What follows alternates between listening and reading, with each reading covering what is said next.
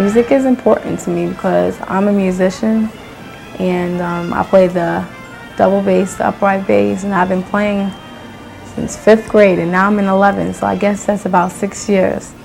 So I've advanced very well. I played at Carnegie Hall before. I've played, at a small gig before, in the village. I want to become a lawyer. That's what I plan on doing, and I think it's important as a Native American to become somebody professional because, you won't often see a professional Native American because, we don't usually have that title.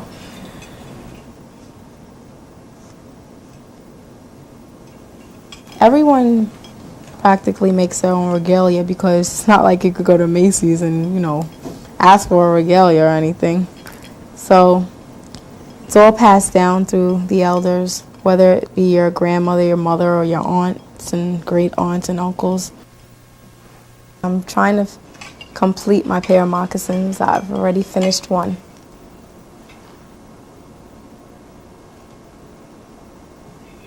I'm working on my brother's also. Haven't completed his yet. I actually worked up to here on his, and I taught him how to bead, so I'm hoping he'll finish the rest on his own. This is called a jingle dress. It's an Ojibwe dress, which is the tribe, and it's a medicine dress. The dress is made out of satin, and the cones that are on it are made from tobacco lids.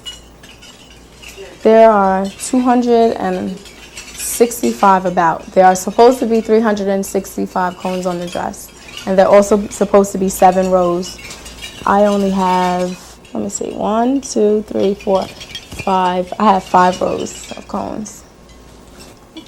This is abalone, and this is a shell that a lot of jingle dress dancers use as hair barrettes, which I don't have yet, or earrings,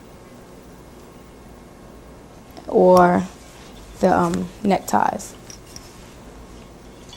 I chose these patterns out of, a million patterns that I could have chosen. So now they mean something to me, and this is my first jingle dress, so most likely my pattern will stick with me, and I'll probably have it on the rest of my clothing, or my regalia as long as I dance.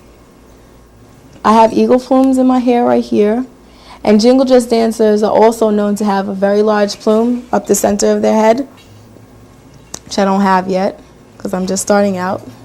So they have the plumes, and they also have their fan, and the fan is very important to a jingle dress dancer because they need it to raise during a certain beat of the drum. So a jingle dress dancer has the plume in their hair and the fan. Fancy dancers usually only have feathers in their hair. They don't carry fans because there's too much arm movement, and the fancy men dancers have a lot of feathers because they have bustles to carry on their back, and the bustles are made out of feathers. And they also wear a headpiece which is called a roach, and out of the roach you'll usually see a feather or 2 to 3 feathers coming out. The best feather to be honored would be an eagle feather because it's very rare that you will come across eagle feathers. And also the eagle is very important to Native Americans, so eagle feather is like an honor to be given. You're not supposed to ask for an eagle feather because it's just supposed to be something that's just honored to you. And also, if you ever drop an eagle feather or lose an eagle feather during a ceremony or whatever, you're not supposed to have it back. It's not given back to you. It's usually given to someone else as an honor. I know when I was about 1 year old, I went to my first powwow, and I couldn't participate, of course, but when I turned around 2 years old, I did go to a powwow, and I know I did enter the dance arena, and I remember running and screaming and crying because of the feathers and the paintings, face painting, and all that stuff frightened me because I was a young child. So I know I started very early, recognizing, not knowing, but recognizing that there was something a little different about me. I grew up in Corona, mostly, should I say, and it's a very Hispanic, Latin community. So it's rare that you walk down Northern Boulevard or Main Street and see any Native American people.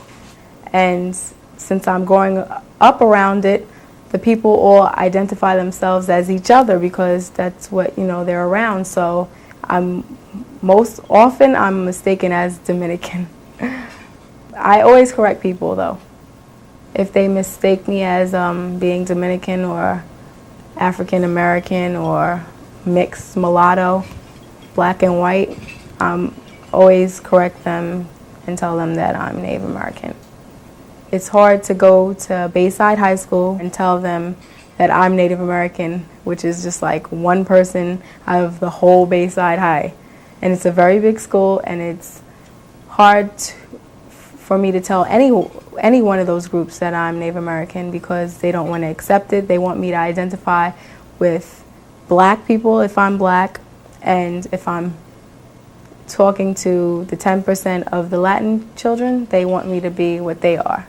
It's like, you can't be different. And if I try to even tell them why, I'm telling them that I'm Native American is because I really am, and I have no choice but to be that.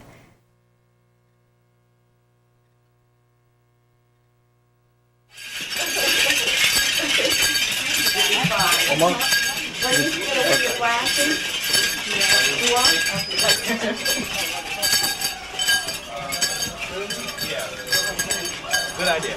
Everybody is here. Sometimes I say things that I feel that the Great Spirit gave to me that are supposed to be said. That's why I talk. I feel that I have been given a kind of knowledge that a lot of people have not been gifted with, and that many people are very, very bright. I don't think it has everything to do with brightness. I might not be brighter than anybody else, but I just believe that I have been gifted by the Spirit Father with thoughts and ideas that many other people have not been gifted with. I started the show because I saw a drastic need for a show of that type. In the past, I had seen a few documentaries and pieces about the Native American or the American Indian. And I used to just get so disgusted watching those shows. I said, aren't they ever going to show like Indians that live today, Indians alive today, Indians just living in cities, let's say, or going to jobs, or ordinary people, and also Indians of the East Coast? It was almost as if there were no Indians on the East Coast and never were. We're headed for Foxwood Casino, which is where they have a really great, I think one of the biggest powwows on the East Coast, and it's at Skimmitson, and this is really the last day, but I still want to get there and at least see the end of it, because they should have the runoffs like for the contest, the dancers and the drummers, and it's just really a beautiful, beautiful powwow because the people come from all over the United States.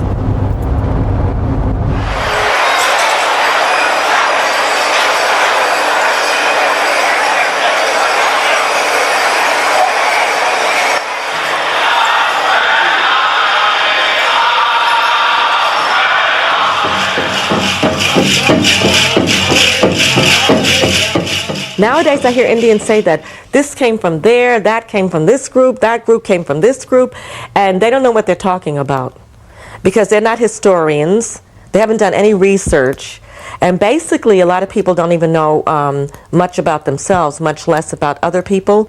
So people who have done research and people who have read know that many of the people that are in the Middle West and that are in the West came from here. So a lot of traditions really started over here and had to move west with the buffalo. A lot of things were pushed west.